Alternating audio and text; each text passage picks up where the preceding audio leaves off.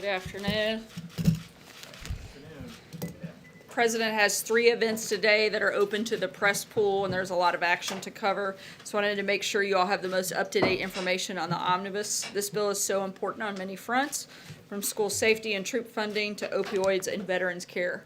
To give you all a detailed rundown and answer a few questions, we have OMB Director Mick Mulvaney and Director of Legislative Affairs Mark Short with us here in the briefing room. I'll bring them up now. They'll provide some details and answer your questions on this topic. At the conclusion of their Q&A, our press team is around, as always, to answer any further questions you may have on news of the day. Thanks so much, guys, and I'll turn it over to these guys. Thanks, Sarah. We're just going to make a brief opening statement because I know the questions are probably what you all want to get to anyway. Let's cut right to the chase. Is the president going to sign the bill? The answer is yes. Why? Because it funds his priorities. We've talked for the last, 3, 4, 5, 6 months about trying to get the president's priorities funded, and this omnibus bill does that. It funds national defense. As you heard Sarah mention, it gives the troops the increase that we were trying to get them in their compensation. It funds opioids. It funds school safety. It's a tremendous increase in workforce development, something that doesn't get a lot of attention, but this administration has been pushing since we got here. It actually starts taking a look at funding infrastructure. And it also does a lot of what we wanted, not everything we wanted, but a lot of what we wanted on immigration. So all things considered, when we look at the bill, we have to weigh what we asked for and what we had to give away to give it. Is it perfect? No. Is it exactly what we asked for in the budget? No. Were we ever going to get that? No. That's not how the process works. When appropriation bills have to have 60 votes in the Senate, which they do, you're going to always have to rely on Democrat votes in a Republican majority like we have. We need 9 Democrats to support this bill, so there was no chance of everything that we wanted passing. This is probably a good opportunity to bring up the idea of a line item veto. If the president had that, this bill would look a lot different by the time it became law. But we do not have that opportunity. It'd be a good time to look at the rules in the Senate that drive us to these types of end results. But all things considered, in the balance, the president supports the bill, looks forward to signing it before the funding, the lapse in appropriations by midnight tomorrow night. You want to say anything? You want to? Yes. Thanks, Mick. As Director Mulvaney can certainly give you guys more detail, his team puts together a budget that submits to Congress in February. Congress is supposed to complete an appropriations process by September 30th at the end of the fiscal year.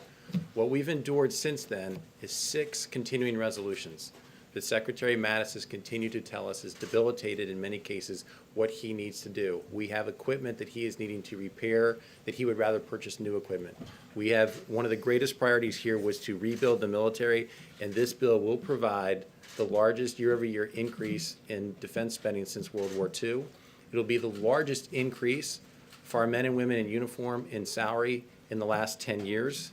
Additionally, it provides, as we've talked about, one of our signature priorities regarding $1.6 billion for the wall. It also provides a 10% increase for ICE's budget, as well as a 12% increase for DHS overall. A couple additional things that we were pleased this bill, as you know, after the tragic school shootings, there are a couple of legislative matters that we'd asked the Congress to adopt. One was the Cornyn-Murphy bill, better known as Fix NICS, as well as the Stop School Violence Act, providing an additional $2 billion for school safety, focused on purchasing equipment and personnel. Both of those bills are included in the omnibus, which we're very pleased about. So as Mick outlined from the start, this process is one that certainly leaves a lot to be desired, and it's one in which the appropriations process in Congress has been broken now for 22 years. It's been 22 years since 1996 when actually an appropriations process worked and the president signed a bill. And instead, we've been left with continuing resolutions.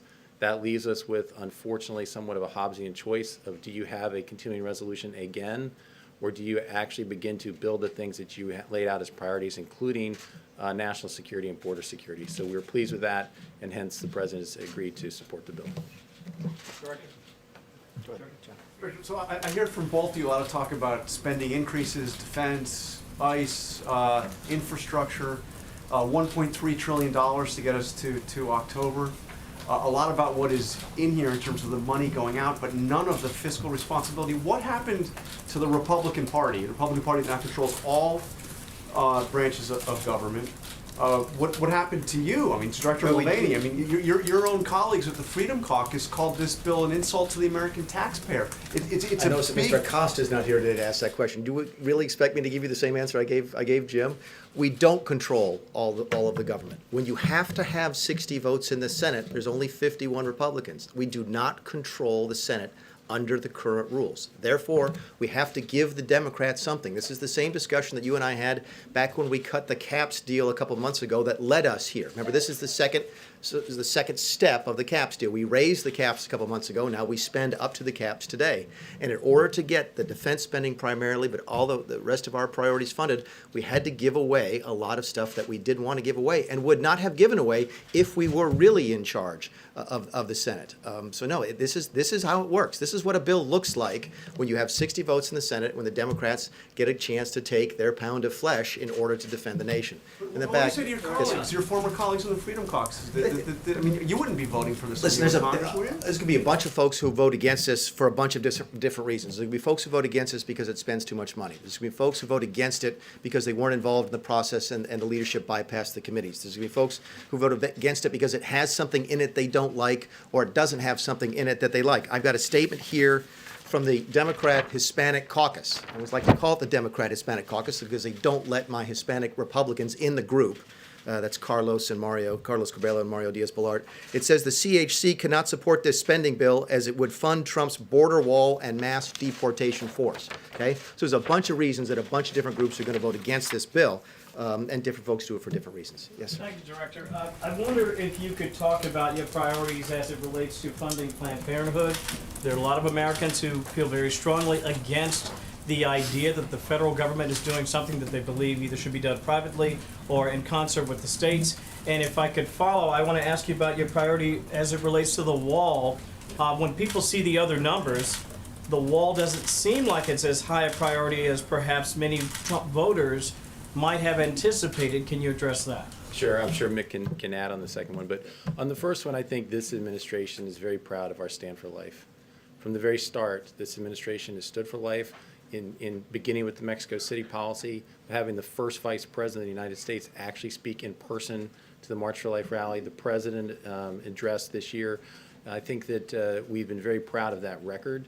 If you look at this legislation, it maintains every single pro-life protection in Hyde language and Helms language to make sure that no taxpayer dollars are going to fund abortions. That is the truth in this bill. Regarding your second question on the border security, keep in mind this bill is for the next 6 months of this fiscal year. $1.6 billion in wall funding is what we can expend over the next 6 months to actually do what we've been asked to do.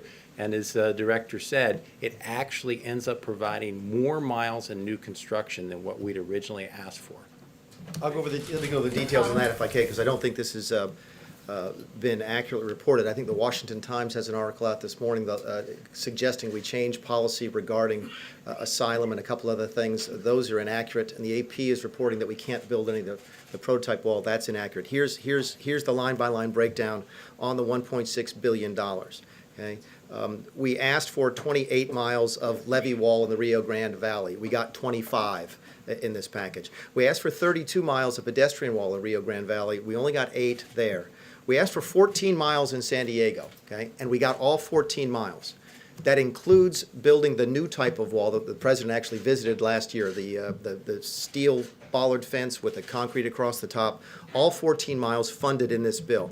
We didn't ask for any replacement barrier, and we got 63 miles in the bill. We got more money than we asked for in technology, more money than we asked for in roads, more money than we asked for in facilities, air and marine assets, border patrol vehicles, boats, weapons, more money than we asked for in CBP hiring and retention, and exactly what we asked for in planning and design. Did we get everything that we wanted when it comes to immigration?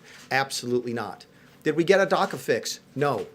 And let's make it clear, the president wanted a DACA fix as part of this deal. He had offered a large package with a complete DACA fix in exchange for the entire wall. He offered a small package, 3 years worth of a DACA fix for 3 years worth of wall. The Democrats in the House and the Senate have made it clear they think they're winning in the courts and they do not want to fix this legislatively. We've reached out to them again and again to try and fix DACA. and they refused to engage on the topic. But on this, we ended up asking for 74 miles worth of wall. We get 110. Not exactly what we wanted, where we wanted. Congress chose to ignore some of the suggestions that the CBP made on where the best kind of wall should go, and that's unfortunate. And there's some other things we asked for that we did not get. There's some limitations on DHS that Congress put in the bill that we don't particularly care for. But generally speaking, we think this is a really, really good immigration package. One of the reasons the Democrat Hispanic Caucus probably doesn't like it very much. The gentleman in the back, and then we'll go there and then there. Yes, sir. If you put on the 14 miles in San Diego, is that replacing something that's already there, adding to it as a secondary? Because I'm trying to understand how it is that in San Diego you don't have any type of wall at all. Yeah, well, in San Diego, it's a secondary wall. So I don't know if have you ever been to the border in San Diego? So there's the wall right on the border, and then there's a secondary wall. There's a two-wall system with some roads on both sides, and this is the secondary wall, which would be the another wall behind the first one, and it's the prototype. That's again, I don't know how to describe it. I don't know if it has a name, but it's the bollard wall, the steel wall with the concrete across the top with a rounded covering in order to prevent grappling hooks to go over. On February 12th, when you came in here, you said that really the only way to get a serious wall was if you got a DACA deal. Yeah.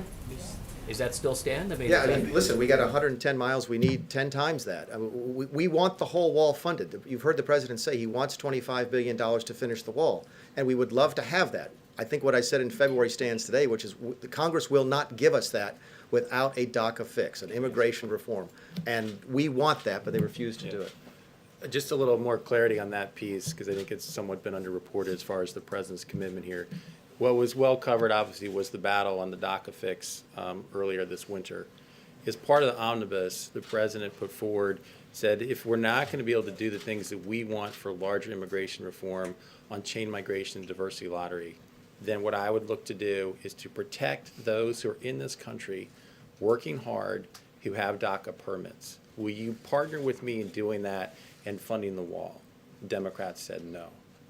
We came back after multiple additional conversations to something the Democrats had asked for previously, which was, will you give us 3 years of wall funding to keep these people here and protected for the next 3 years? The Democrats said no.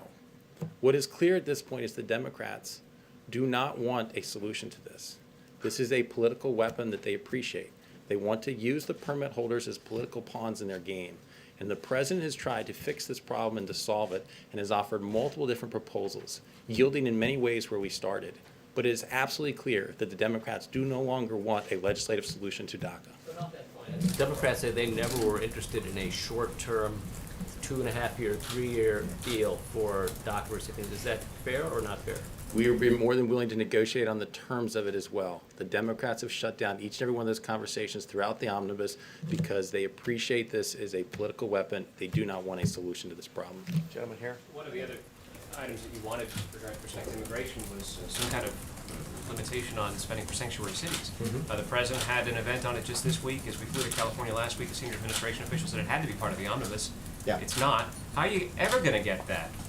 It's disappointing to us that that's not, again, a lot of the policies that we wanted to see in immigration we did not get. We got a lot of the physical structure, a lot of the money that we wanted, but a lot of the policies that we didn't get. And I go back to the original point that I think if this was a Republican bill, it would be dramatically different. The House actually passed all 12 of their appropriations bills this year. I don't think the Senate passed a single one off the floor. But the House appropriations bill for DHS was actually pretty good and contained a lot of our policies.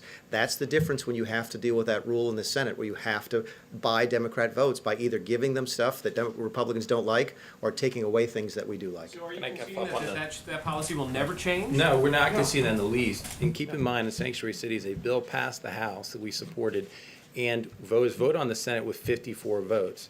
To Mick's earlier point, the way the Senate rules are constructed now is obviously requires 60. It does have a majority in the Senate. It does not yet have 60 votes. You will see the president continue to make this a priority, and we will continue to talk about things like what's happening in Oakland that I think the American people are very disturbed about. And so we continue to raise and elevate the importance of this issue. We hope we'll continue to get additional votes in the Senate. And thank you. This is for both of you. 2 follow-ups. One, on DACA, do you concede, are you prepared for the fact that it now stays in place through the midterms? Have you effectively lost your leverage on that issue? And number 2, on the tariffs, is the president sparking a trade war? the president's going to speak. In fact, we're going to have to wrap up here in a few minutes because the president's going to speak on tariffs directly in just a couple. So we'll probably take just a couple more questions. So we won't speak of the tariffs. Let him speak for himself on that one. On the first question, this was, I think, the best chance to fix DACA before the midterm elections. And like Mark said, the president has been actively engaged in trying to encourage a DACA solution, permanent, short-term, whatever, so that this uncertainty that's caused by the varying court decisions could be put to rest. But the Democrats, as he mentioned, they want this as a political So issue. it's staying in place because a number of the president's core supporters want to see DACA done with. I think the president Scrapped. wants to figure out a way to solve this issue, and that has not changed. We'll go there, and that'll be our last question, because we have to go. Thank Yes, you. sir. Setting aside the barriers that are secondary walls and replacements for something that was already there, I think Yeah. by your math, you've gotten 33 miles of new barrier where there was nothing there before. Okay, is that about right?